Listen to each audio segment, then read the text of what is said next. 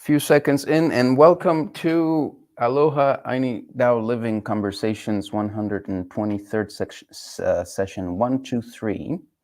We're in the 123 session, third session of the Into the Mysticum of the Holy Mother. I am with Sacred Blue Heron Woman, who is telling this beautiful story and is sharing with me the surprises of new information, of new information but then it's not just plain information. It's a whole revelation of the structure of our Holy Mother and of the universe, and it's the deepening and into the understanding and the clearing of how we understand the creation, how we understand the world. So here is the breaking edge of discovery. That's where you are joining into today. This is what this conversation is about. Here we share with you the revelations of the most outstanding breaking edge pieces of information of the discovery of life. So welcome to this incredible space of discovery and transformation. And here we go. And it is an incredible space of discovery. I'm just always discovering more and more and more. And it just blows me away. And people should know that. It's anyone watching this should know that this, it might look, it's not a big, huge channel with a big, huge cameras, and yet it's not TED Talk, or it's not, there's nothing. We're famous in Rumble, which then is because everything anywhere else. We've been censored before on the main channels on YouTube. So this is where it happens. This is where truth happens. Everywhere else, they're just repeating lies, and here's where you'll actually find some learning. And oh my God, I had to sneeze. Sorry. Gesundheit. Danke. Okay, so here we go. So we're going to start tonight with another creation story. This comes from somewhere in Greece or pre-Greece or something. So in the beginning, Euronime, if that's pronounced right, the goddess of all things, rose naked from chaos, but found nothing substantial for her feet to rest upon. So she divided the sea from the sky, dancing lonely upon its waves. She danced towards the south, and the wind set in motion behind her seemed as something new and apart with which to begin the work of creation. So wheeling about, she caught hold of the north wind and rubbed it between her hands, and behold, the great serpent Ophion. Euronime danced to warm herself wildly and more wildly until Ophion grew lustful, coiled around those divine limbs, and was moved to couple with her, and so she was with child.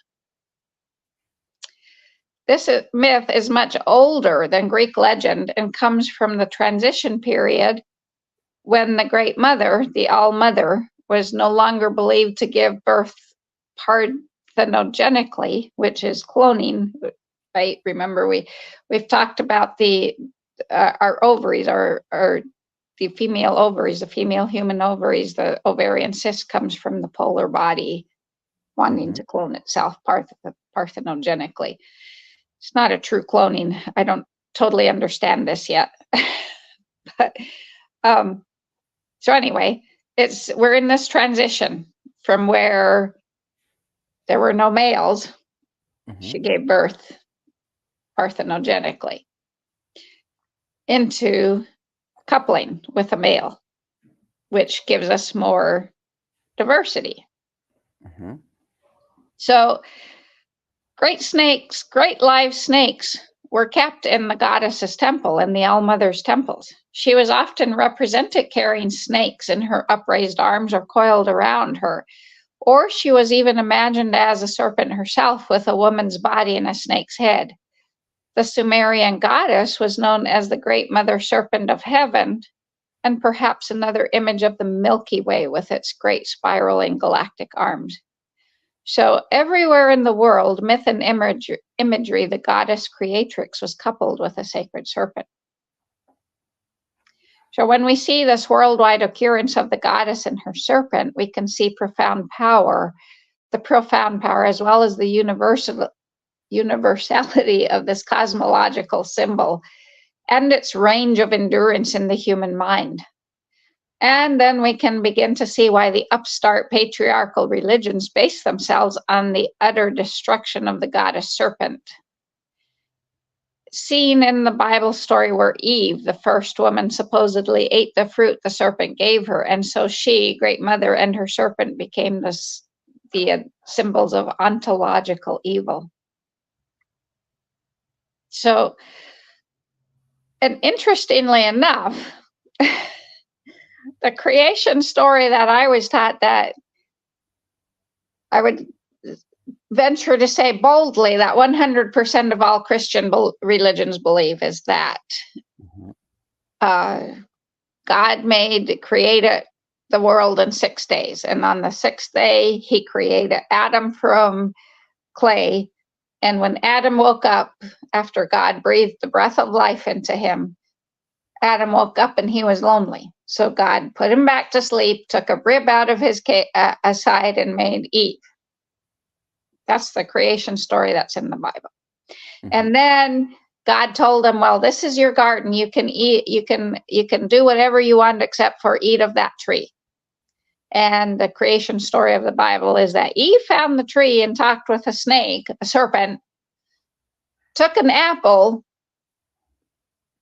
and thereby sinned, and they were cast out of the garden. And it's all blamed on Eve. We're going to correct that story here in a bit. But this is why it's become the symbol of ontological evil. So then, when Old Testament reformers went around destroying the bronze serpents as pagan abomination, what they were really doing was attacking the primordial goddess, the All-Mother, nature-based religions followed by all their neighbors. They tried to destroy the world's original, most widespread and enduring religion by branding it as evil and portraying Eve, or Mother Goddess, and her magic snake as the source of all wickedness, hated and condemned by their god, their male god that they created. That's not true. So that to the degree that they were historically successful in this attempt is the degree that biblical peoples have lost their original concept and memory of what the goddess and her serpent really meant to all people and all time. And it's very interesting that All-Mother Namu, from the clay, the goddess clay pot that was discovered, showed herself to Juan on Tepeyac Hill, and wasn't her the Nawat name she gave had to do with serpent. So this is the being that showed herself, the original All-Mother, right? So the snake was, first of all, a symbol of eternal life, because like Grandmother Moon becomes new every month, the snake, each time it sheds its skin, is reborn. The snake can shed its skin and live. We don't ever see humans. Thank goodness we don't walk around and find human skins remaining. That would be pretty disgusting. But I see that all the time on the farm. I'm constantly finding these black rat snake skins, 6 feet long and longer, right? So it can shed its skin in entirety like that. So it's and still live. So it really represents eternity, and we're scared. A lot of us, me included, are scared of it. That was my worst fear when I came to Oklahoma, was finding a snake in my house, and I've had to deal with that many, many, many, many, many times. So she has made herself known to me. Absolutely. But so as the moon births herself from darkness and the womb bleeds periodically without being wounded, So the snake sheds her skin and becomes new. And all were seen as miraculously interconnected transformations.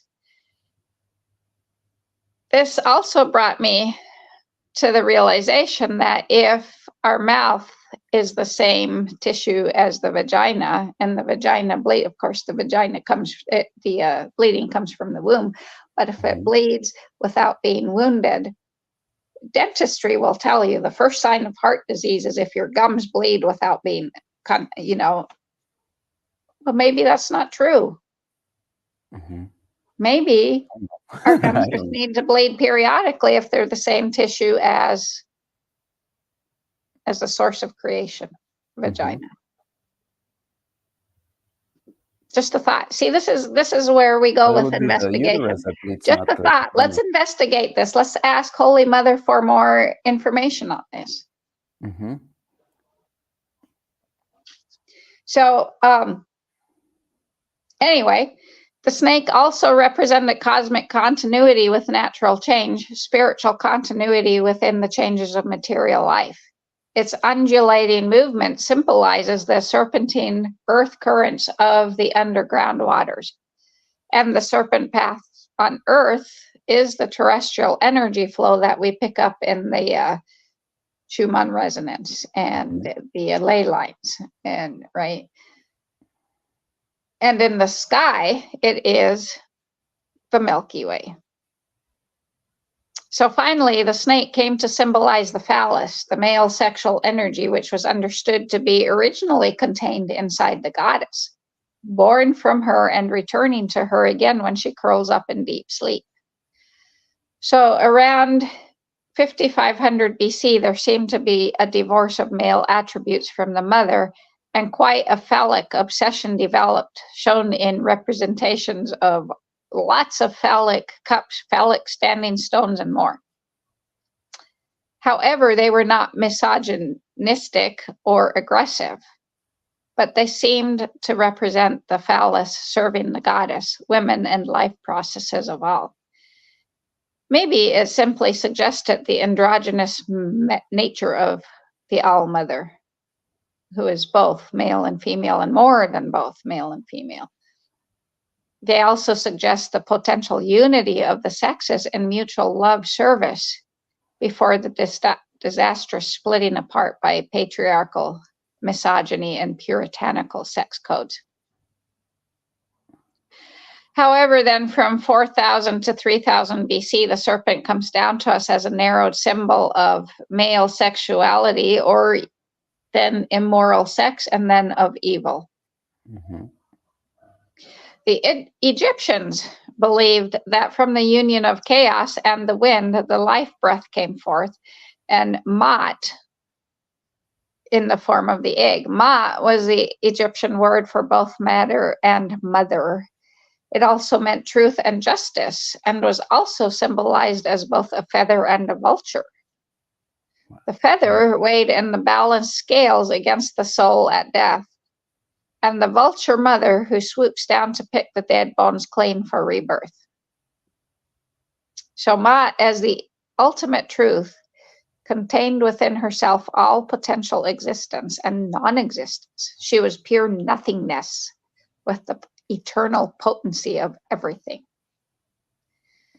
Another symbol for this is the Ouroboros that we see sometimes, the serpent curled with its tail in its mouth, eating itself, so to speak, forming the perfect circle. So the corruption of all this, along with the yin-yang, into a system of hierarchy, dominance, and oppression, occurred in the East and in the West, in the shift of human culture from land tribal to court hierarchic. Land tribal to court hierarchic. In the shift from rural matrifocal to patrifocal urban social cultures. In the patriarchal struggle for property and power, the yin-yang became a tool, a weapon of inequality and repression, economic, sexual, and racial. Now the yin as dark, receptive feminine was interpreted as sexual, intellectual, and spiritual passivity, inferiority, and subordination. And the yang as white, masculine, and active was interpreted as sexual, intellectual, and spiritual aggression, superiority, and dominance. And these misinterpretations have created the ideal of the heterosexual patriarchal marriage that we all engage in so readily. In which a sexually oppressed and economically dependent wife serves as a sexually and economically dominant husband. Mm-hmm. In truth, and yes, this played out in all three. All three of my marriages absolutely played out. In truth, the stereotype of weak femininity and strong masculinity have become the most extreme in history. Many of the sex role traits we know now originated among the privileged classes, because the only people who could afford passive and dependent women were and for whom a bored and indulgent lifestyle made sex role playing an amusement were those who were wealthy. So bound feet, we know about the ancient Chinese custom of binding the feet. That was the wealthy Chinese men wanted that because they wanted their wives, for some reason, to have these tiny little bitty feet. Mm-hmm. In the modern world, with its relative economic abundance, many of these strict sex role traits, once indigenous to the wealthy, have been passed on via the media to the masses. So we now see female office workers tottering to the job in spiky high-heeled shoes. And such shoes were once only worn by royalty and were originally devised to be worn by shamans because it would keep the bubbling spring point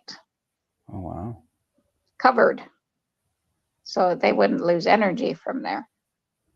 Cool. That's cool to know. Yeah.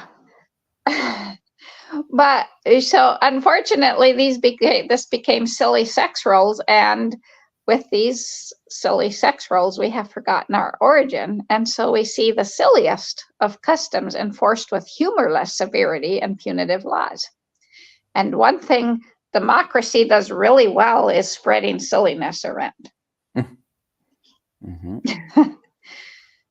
Extremely sex-biased rules are the product of rigid heterosexuality and the labor exploitive culture. Sex-based roles didn't really exist in the early societies, and if they did, they were just the reverse of what we know. Because, for example, among the hunter-gatherers, the home was not just owned by the woman, she built it to be portable so she could take it with her when the tribe moved. In China, the women wore the pants and the men wore the skirts. And among the 12th century Irish people, it was the females who pissed standing up while the males squatted. Mm-hmm. So we see that with sex roles and customs, to make an absolute statement of absolute truth, like women always do this, will end up being contradicted by some other culture or in some other place and time. Mm-hmm. So, would you say that the statement everything's culturally determinable is true? So the further back in time we go, the more bisexual or gynandrous the Great Mother is, without either one, right? Mm-hmm. Creative women and men in all ages have found rigid heterosexuality in conflict with being fully alive and aware on all levels, sexual, psychic, and spiritual, because it is a mental and emotional limitation as well as a physical one. So it is as if on all levels of our beings, we are being split in half, locked into one half and forbidden the other. And the result is war and alienation. With rigidly imposed heterosexual roles, women and men are emotionally, mentally, and physically stunted. And this becomes evident in physical stature as well, because consider us women and a lot of men now with the statues of the Amazons. Celtic women were known for their height and their great physical strength and ferocious bravery in battle, and they were not sexually tame like we are. And as the Robert Briffault notes in his work time and time again, among primitive people, not yet contaminated by the physical habits and role playing of civilization, it was common to find women equal in stature and often larger than the men, with great musculature and endurance capacities. And now we have to be bodybuilders to achieve that. In stories from the Pacific Northwest Indian tribes, we find that women to be fit as mothers, as lovers, as food and shelter producers, as wise women, as visionaries, as creators and guardians of a whole people's culture, began undergoing rigorous physical training programs long before puberty to develop every strength of heart, of mind, of leg, of arm muscles, and spirit needed by them to be fully grown, fully evolved, fully emotionally mature women. And they, in this book called Daughters of Copper Woman, she talks about how her grandmother, it's written by a great Pacific Northwest American woman, whose grandmother told her these stories, and she told her that they had to learn to run on the beach without kicking up sand.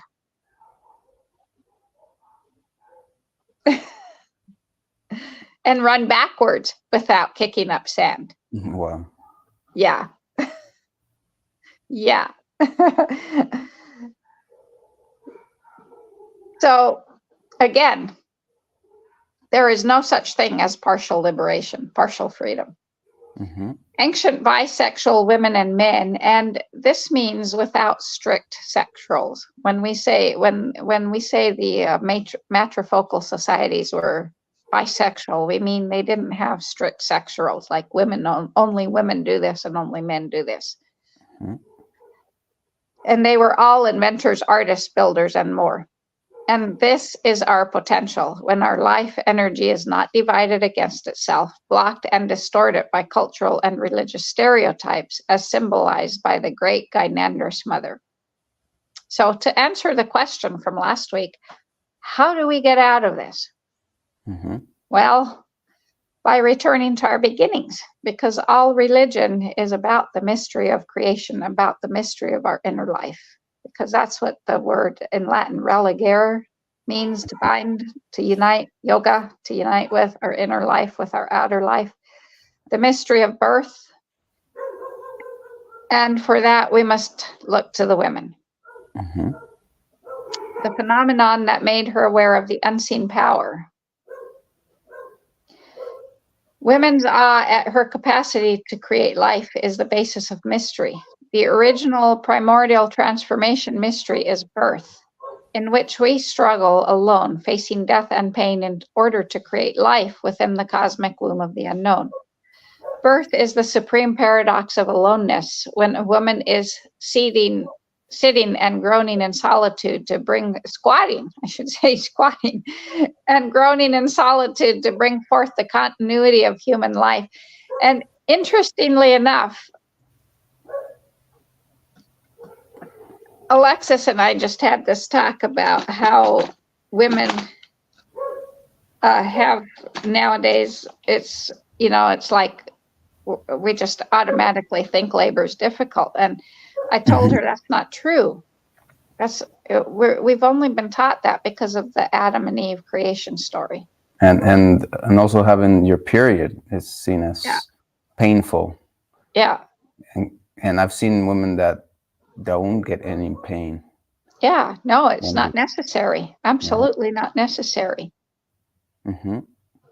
So men can only imitate this experience by participating in the goddess mysteries of rebirth in sacred caves. And in fact, men's rituals were all imitations of the mysteries of menstruation and childbirth. Images of the pregnant goddess from about 5000 BC show her sitting on the earth, embodying the earth that belongs to her. So in ritual custom, the act of sitting on something has the symbolic meaning of taking possession. In later material times, she was the throne.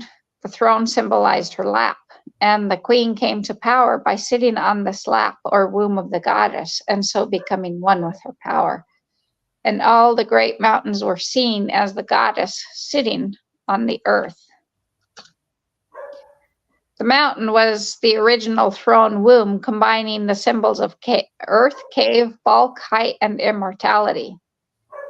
In the towering mountains overlooking the land is embodied the enormous strength of the goddess, Holy Mother, the All-Mother.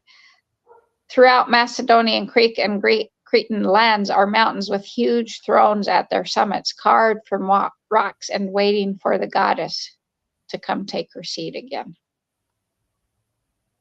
This custom was taken over by patriarchal kings. To be enthroned was to be empowered, to receive the power of the Great Mother and her mandate to rule. This is why Egyptian paintings depict the small mortal king on the throne lap of the huge goddess. In this way, he was reborn or made immortal and thereby given sacred power to rule the people. And this is, we still see this in the Christian churches by the ritual of baptism in water by immersion. And kind of incredible when we see so many white Christian males going around saying, I'm a born again Christian. It's like, really? Did you sit in the throne of the Great Mother? I don't think so.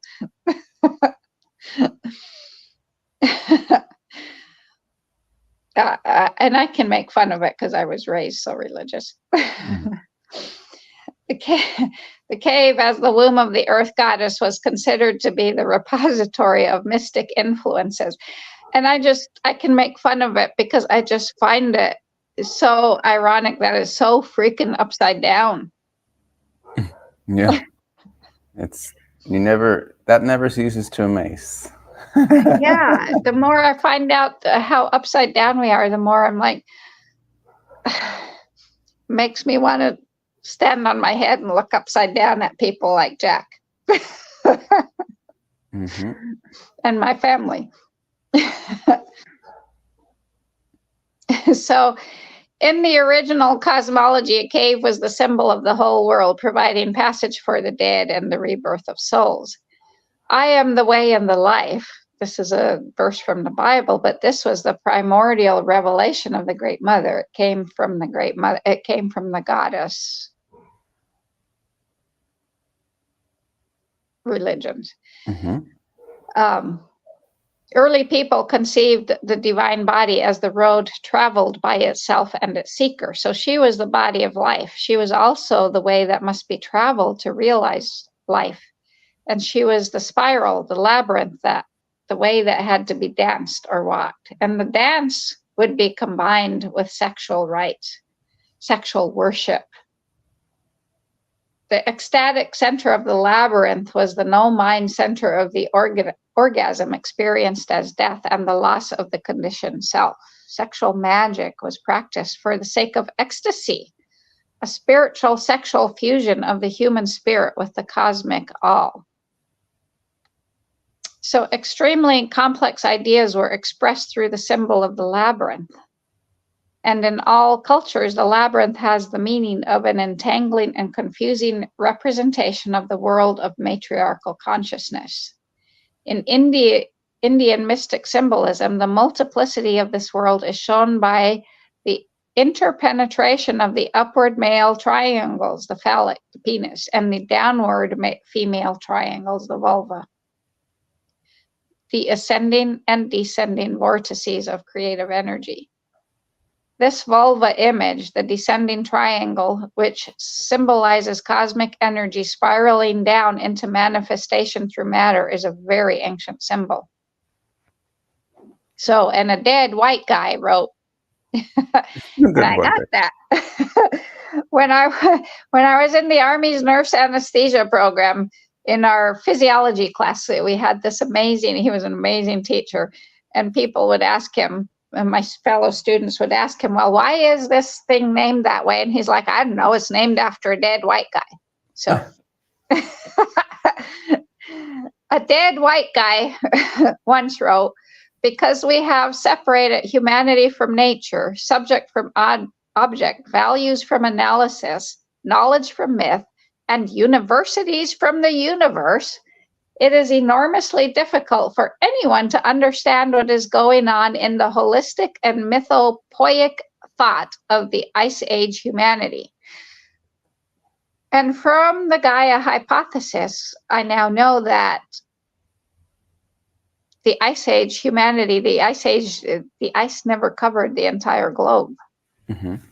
Never. But we have that thought that was Right. put into it. There's Right? so many thoughts that are put in. They're like a movie or a cartoon kind of Yeah. stories that we believe it's fact, and so continuing with the dead white guys, he said the very language we use to discuss the past speaks of tools, hunters, and men, when every statue and painting we discover cries out to us that this Ice Age humanity was a culture of art, the love of animals, not the selling of them, and women. Gathering was as important as hunting, but only hunting is discussed. Storytelling is discussed, but the storyteller is the hunter rather than the old priestess of the moon. Initiation is imagined, but the initiate is not the young girl in menarche about to be wed to the moon, but a young man about to become a great hunter. Nature religions or women's religions were never separable from a totality of art, magic, social and physical realities. The matrifocal group organized its power into a religious and cultural human expression through the medium of arting and crafting the things of their daily needs to make their life easier. And they had things, they had stuff that made their life easy. We like to think that they were so primitive that everything was a struggle, but they arted and crafted, and it wasn't. Mm-hmm. The great mother goddess was the mother of wild animals. She herself was an animal, all the animals. And again, in Taoism, the female principle was the transforming animal, the energy of metamorphosis and hence evolution. And I think we need to define again here, we have this idea from Charles Darwin that evolution means we came from monkeys, and we didn't. We were created our own species. So when we talk about evolution, we need to talk, we're talking about process of creation. We're talking about becoming more and more complex while still simple.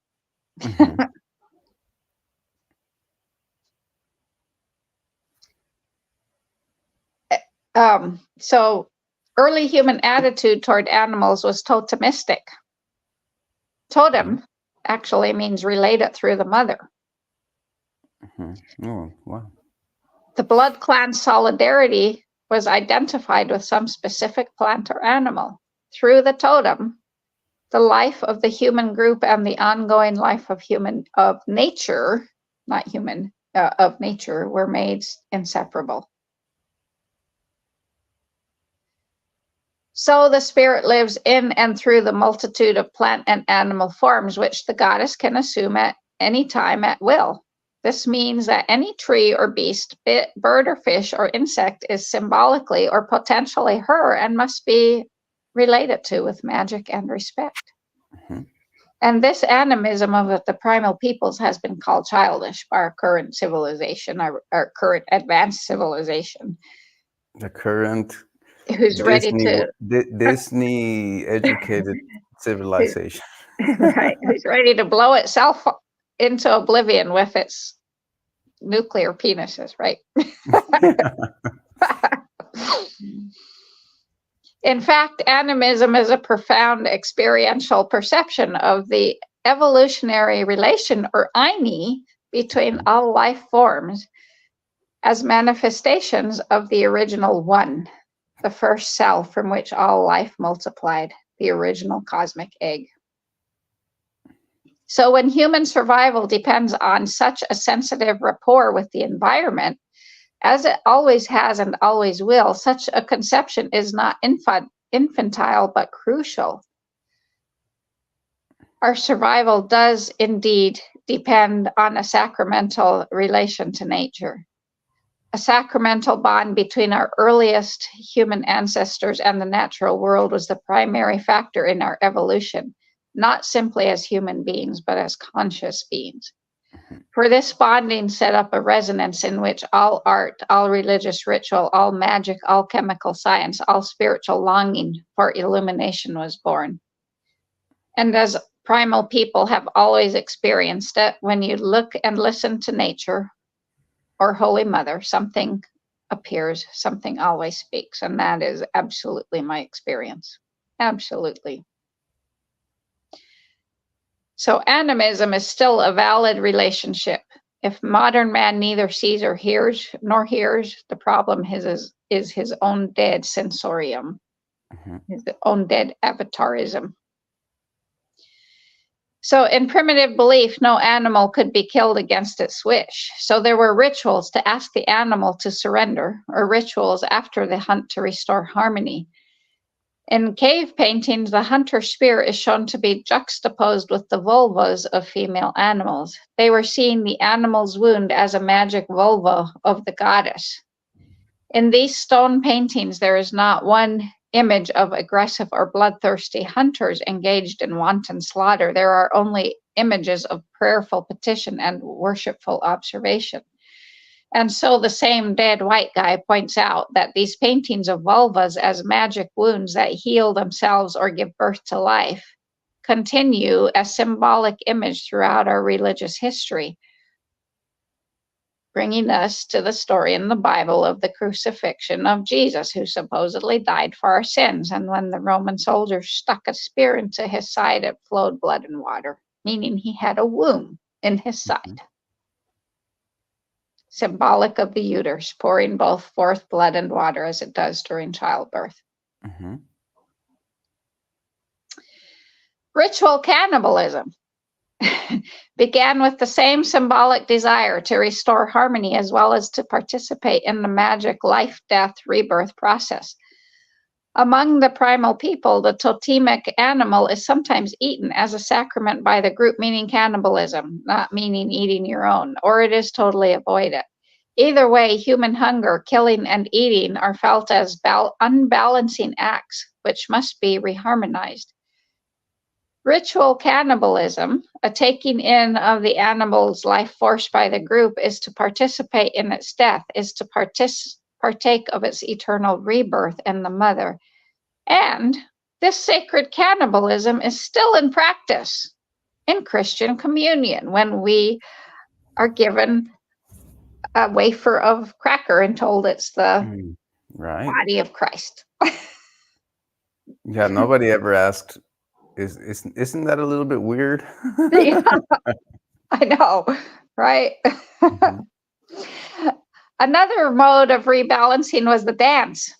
Dancing to the spirits and with the spirits of the animals is the most ancient human ceremony that we know. Masked dance or pantomimic dance were a deliberate means of approach to the biomystical animal world and Great Mother.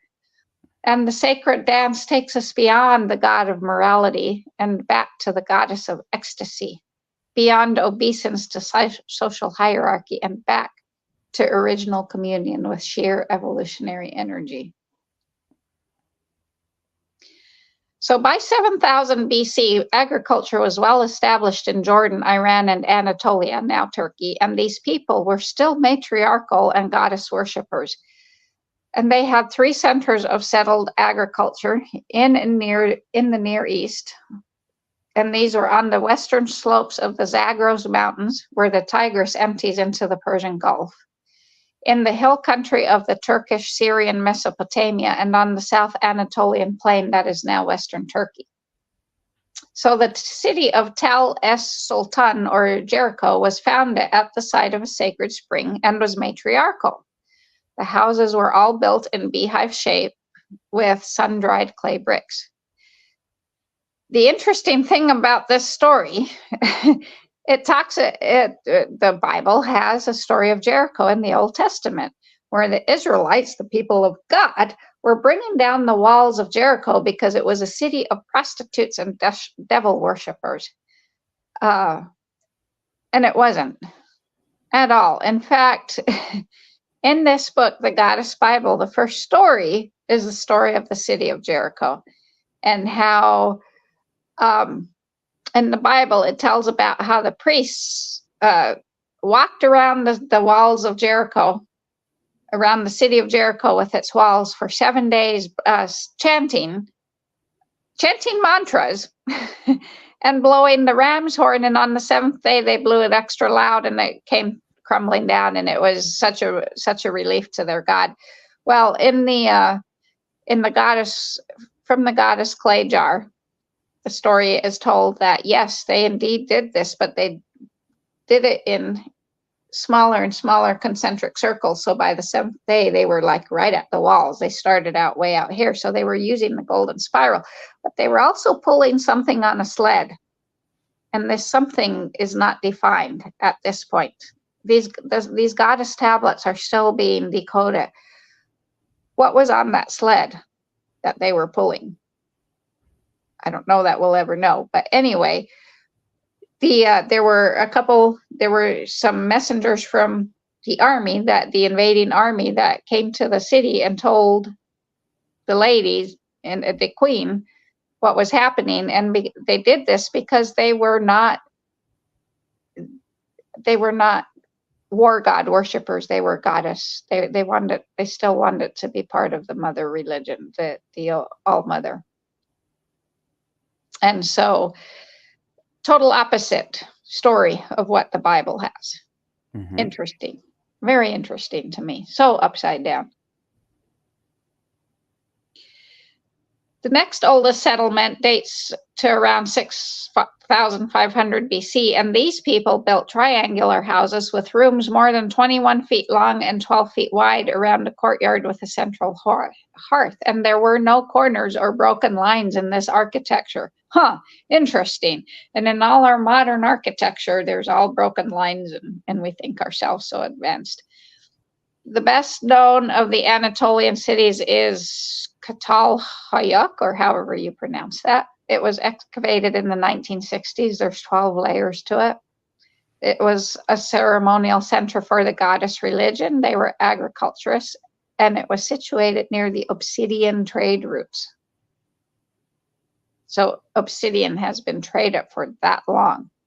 Mm-hmm. It was also built over a sacred well, and the city was designed in coordination with natural and cosmic law, the lines and centers of Pachamama's energies and positions of the stars, because they knew that to build at a place is to share the life of the place. So people who have studied Çatalhöyük say it was egalitarian, without hierarchy, exploitation, or marked aggression, because they had matriarchal structure that affirmed life rather than destroyed it. But about 2800 BC, far-reaching changes took place, changes that contributed to the disappearance of all graces of this culture and were strongly connected to centralized rule. Centralized rule was introduced with patriarchy, which is what our Sustainable Life Dojo is all about, bringing us out of centralized rule. Mm-hmm. So, a whole complex of symbols is associated with the religion of the great goddess or nature religion. The pillar is one, the horns, the cosmic snake and egg, the labyrinth, the world tree, the swastika, and more. The world tree is representative of our human spines and all spines, and is the spine of the world. In the book of Genesis, we have the story of Eve and Adam being driven from the garden because they consorted with the serpent under the world tree, which was supposedly an apple tree. It was not. It was a fig tree. And from the goddess jar, we have the fact that the consort of the goddess wanted the fig that was in her hand, and she told him she couldn't give him the fig because men weren't allowed to eat the fig. And after he pleasured her in multiple ways, she finally softened and gave him the fig, but she told him he had to eat it whole, and he cut it in two. So here we have the discovery of polarity. Oh, wow. Right? By a man who isn't supposed to, totally upside down from the Bible story. Very interesting. So again, to eat the fruit of the fig tree, it's soft, sweet, pulpy, very vulva-like fruit, was to eat of the goddess's flesh and fluid. So the forbidden tree of the Bible and the evil serpent represent her powers of illumination and immortality and earthly peace. The swastika, one of the most ancient abstract symbols. The cross originally represented the earth, Great Mother's body, her outstretched arms being the four directions. So the swastika then means the earth in flight. It is the cross with feet or wings set in motion. The earth and its moon are wheeled through their changes. So the swastika was first a moon wheel, and like the double crescent, it could signify both directions of the cosmic spin, into form or dissolution and death. And it became the symbol of one of the utmost evils perpetrated. But it's not. I mean, the El Salvador and Guatemalan killing fields, as well as they were all the swastika. We might as well put them all under the swastika. Same thing. So matriarchal kinship culture was based on kinship, not kingship. Our ancient farming communities had a non-linear sense of time, believing that time began anew each year. So that's why the ancients, even the ancient Aborigines don't even know how old they are, because there's just no sense of age. It begins anew every year. On the other hand, the Christian priesthood preaches linear, not cyclical time, in order to separate man from the goddess of nature and God from the great cosmic rhythms of creation. So as many wise people have observed, the way to control human life is to control the rhythm of human life. Oh, wow. And I think we'll stop there for tonight. And that speaks of controlling your attention span through scrolling and how having somebody to today that is young to enjoy a conversation like this, it's challenging because everybody's so used to just quick messages and gotta get to another one, and and they're being controlled. Their rhythms of attention of life are controlled. Alrighty, so we continue on this conversation on next week. Number 4. Okay, a little sneak peek of what it might be about. I mean, I know it's continuing this story, but we're gonna talk about Grandmother Moon with the matriarchy. Oh, really? And some of the symbolism of that. And I just came into the kind of sacred message that I must listen to Beethoven's Moonlight Symphony.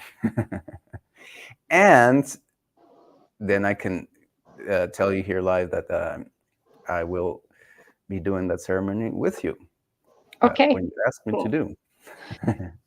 And today was only day 26, and since I have a graph I plot the planets on, I think this might be a 29-day moon. I'm not sure. Okay. Well, yeah, since February is 29 days long, it might be a 29-day moon. I'll let you know when the new moon is. Yeah, okay.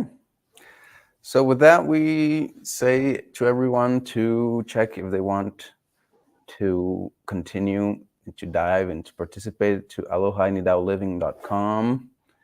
I'm going to comment that here.